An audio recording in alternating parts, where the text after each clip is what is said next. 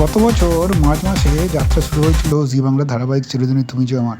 কার্যত একদিকে জনপ্রিয়তা, একদিকে বিতর্ক, এই দুইকে কার্যত হাত ধরাধরি করে এই ধারাবাহিক এগিয়ে নিয়ে গিয়ে চলেছে বিগত 1 বছর ধরে।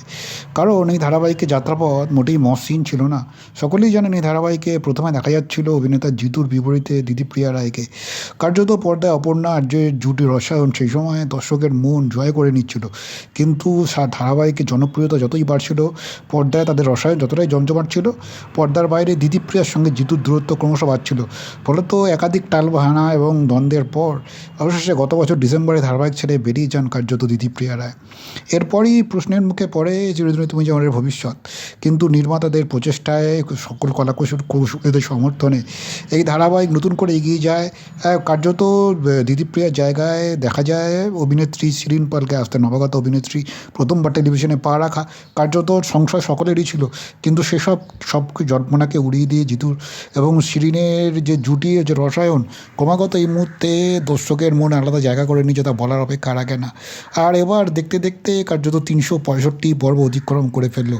ফলত এত কিছু বিতর্ক, গত 1 বছর ধরে যে দর্শক দেখেছেন এই ধারাবাহিকে হাসি কান্না, ওঠা নামা থেকে শুরু করে পথ চলা এবং অভিমান, দুঃখ, ভালো লাগা, খারাপ লাগা, মন্দ লাগা, সবটা নিয়ে দর্শকের ভালোবাসা এই ধারাবাহিক 1 বছর পূর্ণ করলো। কার্যত সেই 1 বছর পূর্ণর সেলিব্রেশন বা উদযাপন টিম চিরদিনই তুমি যে আমার সকল কলাকুশলী থেকে শুরু করে জিতুসহ সকলেই করলেন। কার্যত বহু শিশুদের দেখা গেল, পাশাপাশি অনুরাগীদের দেখা গেল জিতু এবং শিরিনের এই ধারাবাহিকের অনুরাগীরা কেক কেটে সেলিব্রেশন করলেন এবং সেই ছবি সামাজিক মাধ্যমে জিতু নিজে ভাগ করে নিয়েছেন। তিনি অত্যন্ত খুশি। ফলত চিরদিনই তুমি যে আমার 1 বছর পূর্ণতে অত্যন্ত খুশি হয়েছেন এই ধারাবাহিক তথা জিতু কামালের অগণিত অনুরাগীরা।